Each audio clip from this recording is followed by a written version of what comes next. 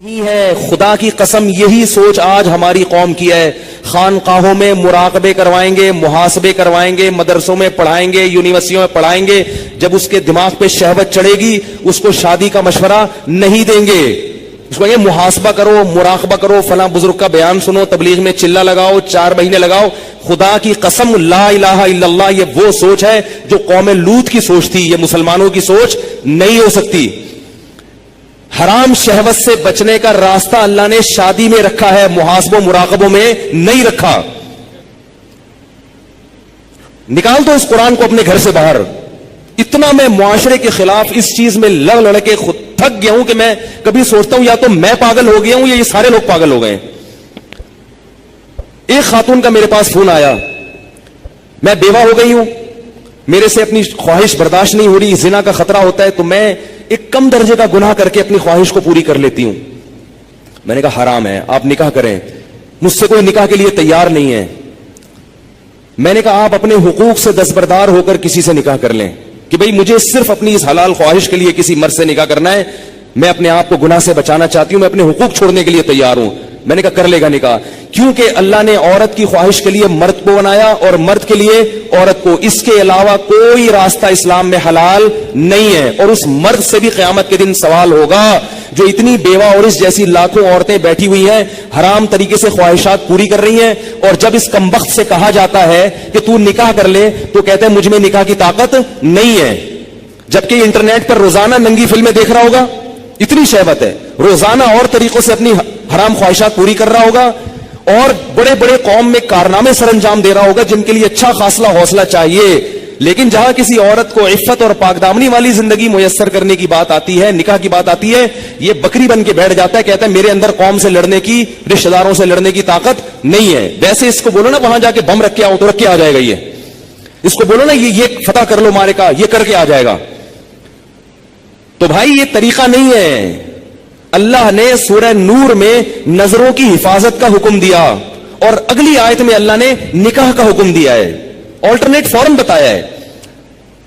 تو اللہ نے صرف اور صرف مرد عورت کو ایک دوسرے کے لیے پیدا کیا ہے, اور ہن لباس لکم وانتم لباس لہن. فرمایا عورت تمہارے عیب پہ پردہ ڈالے گی اور تم اس کے عیب پہ. شہوت اللہ نے دونوں میں رکھی ہے. جو یہ کہتا ہے نا نہیں ہے, خدا کی قسم جھوٹ بولتا ہے, وہ جھوٹ بولتا ہے. وہ کوئی کہتا ہے وہ اتنی نیک عورت ہے اس میں شہوت نہیں ہے, خدا کی قسم جھوٹ بول رہا ہے.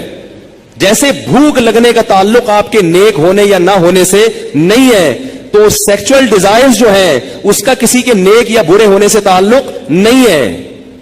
اتنی یہ کامن سینس کی بات ہے, یہ سمجھ میں نہیں آ رہی بھائی.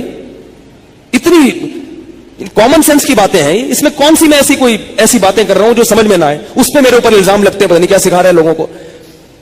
تو یہ جو الٹے کام آج کل ہو رہے ہیں نا, لڑکیاں بھی کر رہی ہیں, یونیورسٹیاں جانے والی لڑکیاں, کالج جانے والی لڑکیاں, میرے پاس فون آتے ہیں ہم یہ کر رہے ہیں, ہم یہ کر رہے ہیں. میں کہتا ہوں کیوں بھائی؟ کہہ رہے ہمارے اندر جزائز پیدا ہوتی ہے, ہم کیا کریں مفتی صاحب, رشتے ہی نہیں آتے. اور لڑکا بھی کر رہا ہے, ان سے بولو کہ بھائی تم شادی کیوں نہیں کرتے؟ پیسے ہی نہیں ہے, کیسے کر لیں شادی, پیسے ہی نہیں ہے. گرل فرینڈ کے لیے پیسے کہاں سے آ جاتے ہیں بھائی تمہارے پاس؟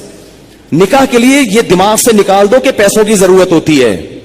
یہ دنیا کا سب سے بڑا جھوٹ ہے کہ شادی کے لیے پیسے چاہیے. او بھائی شادی ایجاب و قبول کا نام ہے, خدا کی قسم نہیں چاہیے پیسے شادی کے لیے. اگر شادی کے لیے پیسے چاہیے ہوتے تو اللہ قرآن میں نکاح کا حکم دینے کے بعد غریب اور فقیر کو الگ سے ترغیب نہ دیتا. اللہ کہتے ہیں اگر فقیر ہونا تو اللہ دے دے گا پیسے, کر لو شادی. اگر نکاح میں پیسوں کی شرط ہوتی کہیں بھی کسی بھی درجے میں, تو اللہ کیا کہتے ہیں؟ جن لوگوں کے پاس پیسے نہیں ہیں وہ صبر کریں.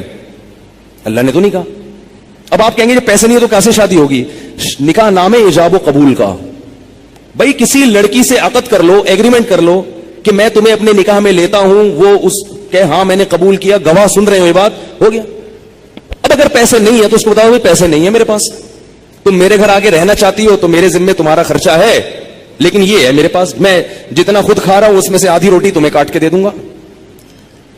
بہت مشکل ہے. کچھ کرنا ہے نا تو کچھ کرنا پڑے گا, ورنہ چلتے رہو پھر اسی راستے پہ جو لوط علیہ السلام کی قوم والا راستہ ہے, ادھر ہی جاؤ. اور اس انجام ہماری قوم کا بھی وہی ہے جو ان کا انجام تھا, جو گوروں کا انجام ہوا ہے نا. گورے کو یہ سمجھانا بڑا مشکل ہے کہ لڑکوں سے بدفعلی غلط کیوں ہے. کیوں مشکل ہے؟ اس لیے کہ وہ نکاح سے دور بھاگ کے لڑکوں کے اتنے عادی ہو چکے ہیں کہ اب وہ کہہ رہے ہیں مولوی پاگل ہیں, ان کو پتہ نہیں کیسی باتیں کر رہے ہیں. गंद में जब एक दफा पड़ गए ना, फिर निकाह के लिए पैसे होंगे तो भी शादी नहीं करोगे। ये गंद में पड़ने से पहले की बातें हैं सारी। पाकीज़ा जिंदगी गुजारो अल्लाह के बंदो, निकाह करना पैगंबरों की सुन्नत है, और निकाह के अलावा रास्ता इख्तियार करना ये जहन्नमियों का तरीका है, ये पैगंबरों का तरीका नहीं है। मूसा अलैहिस्सलाम के पास कितने पैसे थे तो उन्होंने शादी कर ली थी? कुछ भी तो नहीं था।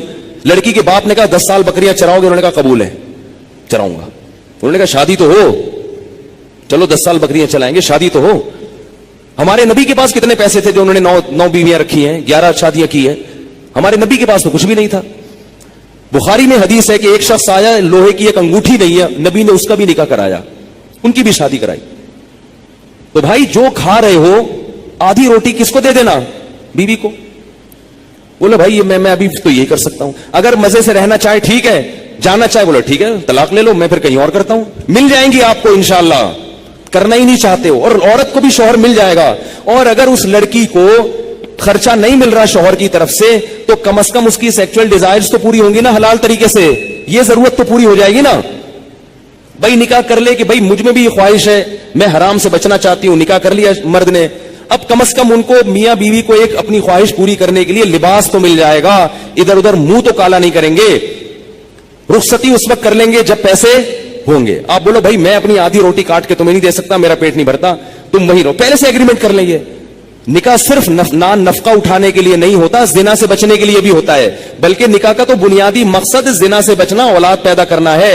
ये जिम्मेदारियां तो अल्लाह ने एक निजाम को चलाने के लिए मर्द के कंधों पे डाल दी हैं, वरना निकाह का बुनियादी मकसद ये नहीं है। अगर ये मकसद होता तो मोहम्मद सल्लल्लाहु अलैहि वसल्लम हजरत खदीजा से शादी ना करते, क्योंकि हजरत खदीजा के पास पैसे थे, हमारे नबी के पास पैसे नहीं थे। जिम्मेदारी उठाने के लिए अगर शादी होती तो खदीजा से, हमारे नबी की जिम्मेदारी हजरत खदीजा ने उठाई है। नहीं आ रही बात समझ में? पहली शादी जो हमारे नबी की हुई है उसमें जिम्मेदारी किसने उठाई है? हजरत खदीजा ने। हजरत खदीजा फरमाए मेरे पास माल बहुत है, शरीफ आदमी नहीं मिल रहा कोई, तो आप निकाह, आप शरीफ हैं ठीक है। तो 2 फायदे हमारे नबी को अल्लाह ने दे दिए, एक बीवी मिल गई और अल्लाह ने माली लिहाज से गनी कर दिया। तो बाकी सब चीजें बाद में हैं। सबसे पहले अपने आप को हराम काम से बचने के लिए निकाह करो। तुम गुनाहों में पड़ोगे, तुम्हारे माँ बाप को इस पे तकलीफ नहीं होगी। आजकल नहीं होती माँ बाप को तकलीफ, वो कहते हैं जिना करता रहे, कुछ भी करता रहे, बहू घर में आई तो टांगे तोड़ के निकाल देंगे, क्योंकि ये बहू हमारी जायदादें खा जाएगी, ये हमारे पराठे खा जाएगी, अब 1 अंडा पकड़ा 2 अंडे पकेंगे, वो यही सोचते रहते हैं। इतना छोटा दिल। अबे भाई अल्लाह ने जिसने तुम्हें खिला लिया यार, अगर बहू एक घर में आ गई 2 रोटी ज्यादा पक जाएगी ना, और क्या होगा, 2 रोटी ज्यादा पक जाएगी। अल्लाह ने एक दूसरे के लिए पैदा किया है और बालिग होते ही ये ख्वाहिश रख दी है। रखना इसकी अलामत है कि हम इन दोनों को निकाह की जरूरत है। गोरों के यहां निकाह पर पाबंदी है, तो 13-13 साल की लड़कियों के बॉयफ्रेंड फिर क्यों होते हैं? इसलिए कि उनमें ये डिजायर्स पैदा हो चुकी होती हैं। तो लूत अलैहिस्सलाम कौम को कहते कहते थक गए कि शादी शादी शादी शादी। वो ये नहीं कह रहे कि मैंने खानका खोली, उसमें मुराकबा करवाऊंगा, तुम्हें मुहासबा करवाऊंगा, चिल्ला करवाऊंगा, और फिर बुजुर्गों के बयानात सुनोगे तो तुम्हारे दिल से ये नफरत निकल जाएगी। ये नहीं कह रही लूत अलैहिस्सलाम, ये 4 महीने लगवाऊंगा तबलीग में तुम सबके। ऐसा आदमी 4 महीने के लिए निकलेगा ना, वहां लोगों को खराब कर देगा। ये जो शहवत परस्त आदमी है ना, जिसको हलाल ख्वाहिश पूरी नहीं हो रही, ये तबलीग का माहौल जाके क्या करेगा?